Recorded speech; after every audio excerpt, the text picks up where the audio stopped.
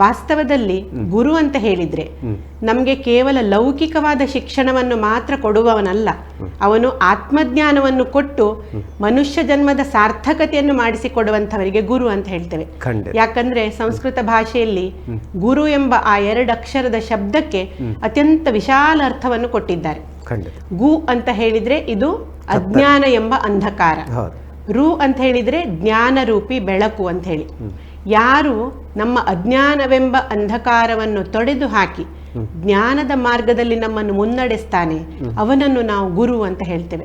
ಮನುಷ್ಯರಾಗಿ ಬಂದ ಮಾತ್ರಕ್ಕೆ ಸಾಕಾಗುವುದಿಲ್ಲ, ಈ ಜನ್ಮದ ಸಾರ್ಥಕತೆಯನ್ನು ಮಾಡಿಸಿಕೊಡ್ಲಿಕ್ಕೆ ಗುರುವಿನ ಸೇವೆ ಮಾಡಿ ಗುರುಗಳು ಹೇಳಿದ ಜ್ಞಾನಾಮೃತವನ್ನು ನಾವು ಸ್ವೀಕರಿಸಿ ಅದೇ ಮಾರ್ಗದಲ್ಲಿ ಮುನ್ನಡೆದೇವಂತಾದ್ರೆ ಈ ಶರೀರಕ್ಕೇನೆ ಸಾಧನಾ ಶರೀರ ಅಂತ ಹೇಳ್ತಾರೆ ತಿಳಿದವರು.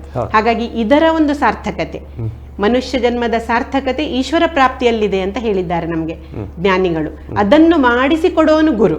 ಹಾಗಾಗಿ ಗುರುವಿನ ಸ್ಥಾನ ಎಷ್ಟು ಉಚ್ಚದಾಗಿದೆ ನಾವಿದನ್ನು ಗಮನದಲ್ಲಿ ಇಟ್ಕೊಳ್ಬೇಕು.